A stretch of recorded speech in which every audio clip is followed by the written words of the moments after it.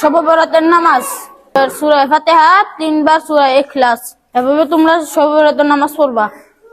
না না, এভাবে কোনো শবে বরাতের নামাজ পড়ার নিয়ম নেই।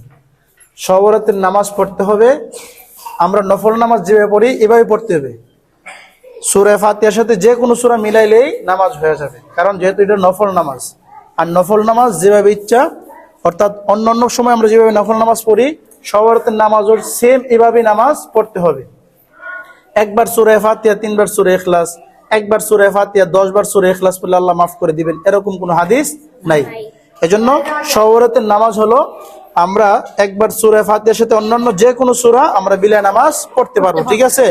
এজন্য একবার সূরা ফাতিহার সাথে 10 বার 3 বার সূরা ইখলাস পড়া এরকম কোনো নামাজের নিয়ম নাই। এজন্য শবে বরাতের নামাজ একবার সূরা ফাতিহার সাথে যে কোনো সূরা মিলায়া 2 রাকাত করে 4 রাকাত, 6 রাকাত, 8 রাকাত, 10 রাকাত, 12 রাকাত, যার যত রাকাত মনে চায় তত রাকাতই কি পড়তে পারবে। আল্লাহ তাআলা আমাদেরকে শবে বরাতের নামাজ সঠিকভাবে পড়ার তৌফিক দান করুন। আমিন।